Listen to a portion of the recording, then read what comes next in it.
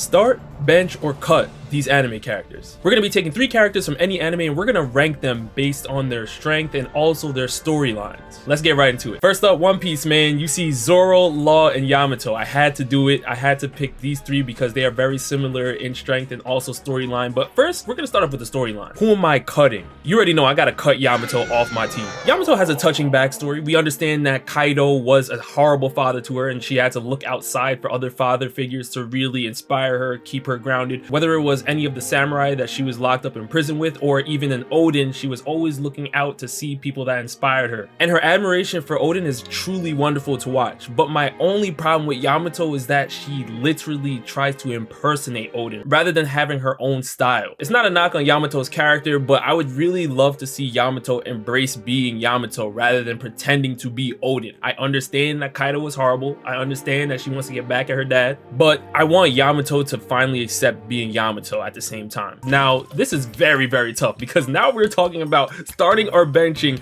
Zoro and Law, who are left. Oh man, I don't know. When you compare backstories between Zoro and Law, I have to give the edge to Law because Law literally comes from a village where there was sickness terminally everywhere. He only survived because of the devil fruit that he now has. Corazon looked after him and then he had to witness Doflamingo killing Corazon right in front of him, and Corazon did it to protect Law. That backstory is one of the saddest in One Piece history, and if you're looking at Zoro, we get the Kuina situation, but it does not hit on the same level. Now, if I'm thinking about Zoro and Law from a standpoint of how they are moving to make sure they reach their goals, it changes everything. Now, both of them have blunders. When it comes to Zoro, I think my biggest blunders would be him actually bowing down to a Mihawk, asking Mihawk for training, even though he wants to beat Mihawk someday. I get why he did it because he was in dire straits. He really wanted to help Luffy out, but I just wasn't a fan of how he did it. Him bowing down to the floor and nearly kissing the floor to beg Mihawk for training, it just did not sit right with me. It was outside of Zoro's character, but that's not all. Zoro is the right-hand man for Luffy. There were a few arcs where Zoro was not up to snuff and a Law had to step in. A Jinbei had to step in and really hold it down for Luffy while Zoro was still trying to figure things out. Now back in Wano and post Wano, Zoro obviously came back. He's doing his thing. Let's look at Law's blunders now. Law did a horrible job in making a crew. You mean to tell me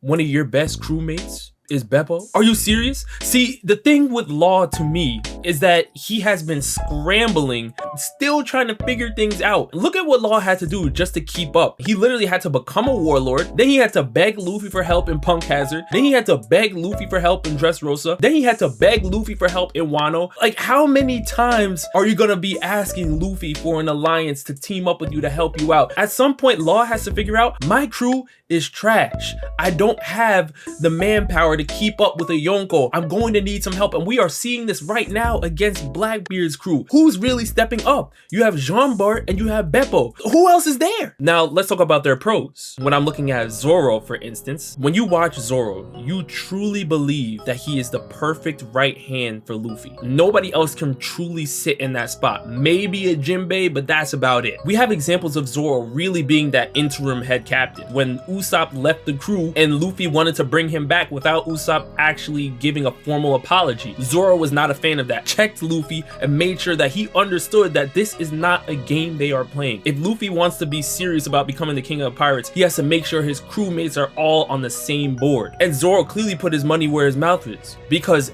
nothing happened right after. Zoro literally took all of Luffy's pain from Kuma and was able to survive that. Law, he's getting there. He's truly trying to compete with Kid and Luffy to really become the next king of the pirates. Obviously, you have the other Yonko out there, but when you're looking at the worst generation, when you're looking at the supernova, it really is Luffy, Law, and Kid. And if you want to count Blackbeard, you can throw Blackbeard in the mix as well. But for me, I have to see Law really holding it down on his own, and we are finally seeing Law fighting Blackbeard and the Blackbeard Pirates. He's by himself. I mean, if Garp gets there, then obviously things are going to change, but for right now, Law is in a situation by himself, no help, no alliances. I need to see how he handles that type of situation. With that being said, I think I'm going to start Zoro and bench Law, storyline wise. Now it is time to talk about power scaling. Oh man, I know a lot of you guys are gonna be upset, but it is what it is. Let's get right into this. I truly believe, without a doubt, when you're looking at these 3 characters, that I'm gonna have to cut Zoro. Now, Zoro fans, Let me explain. When it comes to durability, I truly believe Zoro is the best of this three. He was able to tank an attack from both Big Mom and Kaido at the same time. I don't believe Yamato or Law can pull something like that off. But when I'm looking at Law and Yamato, they have certain feats to me that stand out above Zoro right now. Whether it was Law really being able to hold off a Big Mom, take down a Big Mom, obviously he had Kid helping him, but he was the front runner in the fight. And then you have Yamato showing us the advanced Conqueror's Haki, being able to keep up with Kaido, literally was boxing against Ace with Prism Stone handcuffs on. I don't think you guys understand how crazy that is. Yamato couldn't even use her Devil Fruit, strictly had to use Haki and was boxing with Ace. And if you know anything about how powerful Ace was, whether you tapped into the light novels or not, Ace was a beast. Ace was also a Conqueror's Haki user. Now let's get down to what's really going on. Zoro versus Law. I already know a lot of people out there have their own ideas of what they believe who wins and who loses, but obviously I am Team Law. For now. Now, one of the biggest arguments I see for Zoro is that Zoro has better Haki than Law. And if you're listening to what Kaido said about Haki, he spoke on how Haki is truly the power system in One Piece that makes people crumble. So you look at certain things like that, and then you point it to Zoro and you say, well, Rob, how can you put Zoro underneath Law if Zoro has better Haki than Law? Let me answer that. Two things. One, Zoro needs to understand how to control Enma's power just a little bit better for me. Enma literally drains Zoro's Haki from him. That literally is a stamina killer for Zoro. And if you're looking at Law, even though his Devil Fruit takes a lot of stamina from him, the abilities that he was gifted with this Devil Fruit ability, plus the awakening abilities that are added to this, had Big Mom on the ropes. Now, a lot of Zoro fans out there are probably saying, well, what does that matter? Zoro wouldn't be able to hurt Big Mom too. The one thing that's missing from this is that once Law was able to awaken his Devil Fruit abilities were working on Big Mom. You have to remember, Law could not move Big Mom or Kaido in his room initially, but once he awakened his Devil Fruit, he was able to damage Big Mom with his Devil Fruit ability. Now, if I ask you guys, who has a better handle on Haki, Zoro or Big Mom? Exactly. I'm gonna have to cut Zoro for now, but clearly he's gonna be moving up towards the end of the series. Who am I starting and who am I benching between Law and Yamato? This is now the tough part. Like I said before, Law was able to use his Devil Fruit ability on Big Mom, and Law was able to use his Devil Fruit ability on Blackbeard. Both impressive feats against Yonko tier people. Yamato has impressive Haki because Yamato was able to go toe-to-toe with Hybrid Kaido. Yamato is no scrub at all, and I've said on many occasions, if Yamato joined the Straw Hats today, Yamato's number 2. I just want to put a pause on Yamato for Law, because if Law was able to hurt Big Mom, who has better Haki than Yamato, who has better Haki than Zoro, I believe power wise, I'm gonna have to start Law on my team and then bench Yamato for now. Now we're going to the Naruto verse. We have Kakashi, Might Guy, and Obito. This is very, very tough. Let's start off with the story. I'm just gonna say this flat out. I'm benching Kakashi Hatake. His backstory is okay. We know what happened with Rin. We know what happened with Obito, but I think the most intriguing part of his backstory really is his father, White Fang. Everybody wants to know more about White Fang. That's not enough for a starting role, but that's not the worst of the three. The worst of the three has to be Obito. Cut Obito, get rid of him, send him overseas. Obito was somebody that I still can't grasp how you can kill so many people, hurt so many people just because Rin got turned into a donut. That's one person that you didn't even understand the situation about, and then you bring on the craziest pain upon the world. Literally dropped the Nine-Tailed Fox on the Hidden Leaf Village, had to box against Minato at like 16 years old, did all of this because Rin passed away. To me, I feel like that's ridiculous. If you look at other backstories in Naruto, there are people who had it way worse than Obito, who would never do what Obito did, which means I have to start Might Guy. And a lot of you guys may be interested on this, but I believe Might Guy is one of the most inspiring characters in Naruto. Literally, his father Might Die inspired the entire green suit taijutsu wave, and Might Guy was the person that carried the torch, but he carried the torch to such a crazy height that he was able to rival a 10 tails Jinchuriki Madara at an elite level, because we do know when you're in that 10 tails mode, you have access to 6-pass senjutsu, and we know the biggest counter to senjutsu is taijutsu.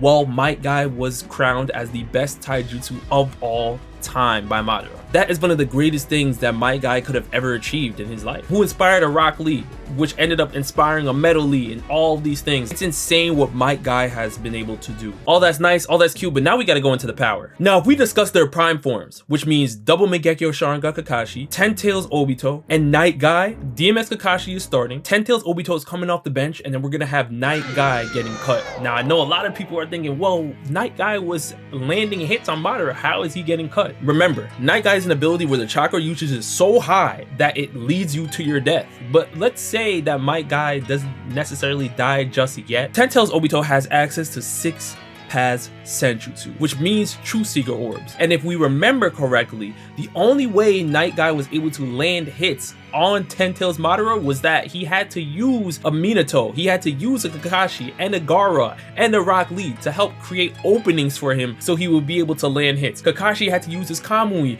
Gaara had to use his Sand. There was so much going on to help free up Madara so that Night Guy can land his taijutsu techniques on him. The same thing would happen against Ten Tails Obito, but it would just be to a lesser degree. But if we in fact do not take their prime forms, I believe I would have to cut Obito out. I know it sounds crazy, but we literally saw Kakashi versus Obito. We know how that went down, and we know who Obito had to gift his eye to help take Naruto, Sasuke, and Sakura over the hump against Kaguya. If we're looking at the other two, Might Guy is going to start, and I'm gonna have Kakashi coming off the bench. But Kakashi, in my eyes, would be 6th man of the year. He would have access to the Kamui. He would still be elite. He just wouldn't be Night Guy elite.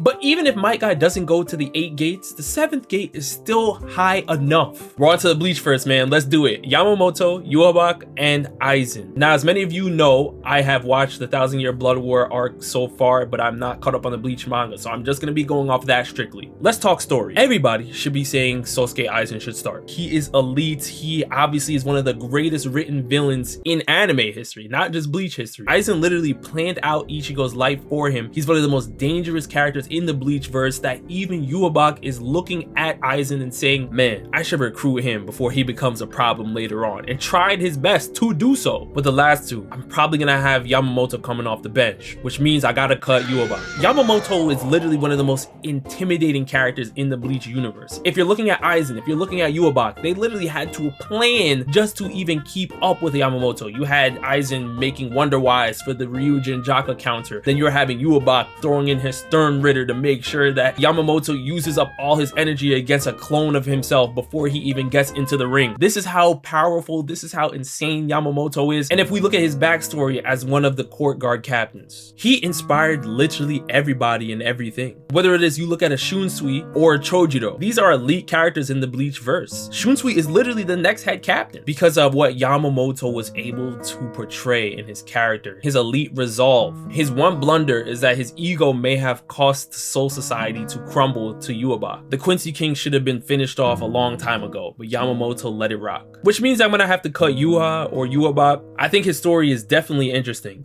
The only thing is I gotta see more.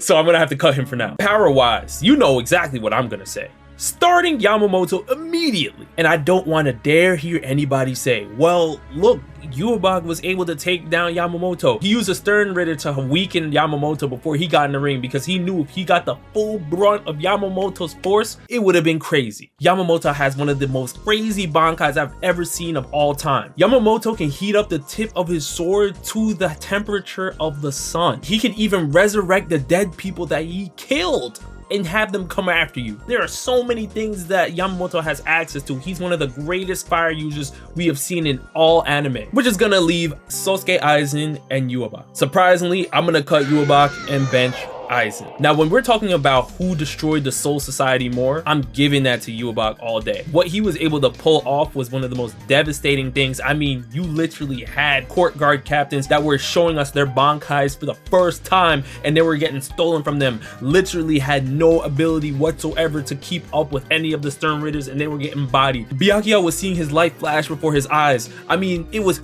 horrible what was going on in the Soul Society. But there's one thing about Aizen, and that's that Kyokusui really get to, man. His ability to make people hallucinate and him to manipulate people. If yhwach went down into the prison just to see if he can try to recruit Aizen, all that tells me is that the Quincy King still fears Aizen's power. Now, I'm not up on the manga, so I don't know who's necessarily stronger, but if I'm gonna go off my instincts right now, I have to see yhwach show me something to put him over Aizen. Right now, all he's shown me is that he can finesse Yamamoto and he can finesse the Soul Society. It was cool, it was very, very wild to see, but I want to see him actually have to go all out like Yamamoto did against his Stern Raider. And then we can reassess and see if he can really box with Aizen. I think he may have it in him, I just have to see it. Now, you guys let me know down in the comment section below, man. Which characters are you gonna start, bench, or cut? And listen, if you really enjoy this series, let me know which other anime you want to see in here, and I'll find the top 3 that are very similar to each other, and then we can compare them from different series.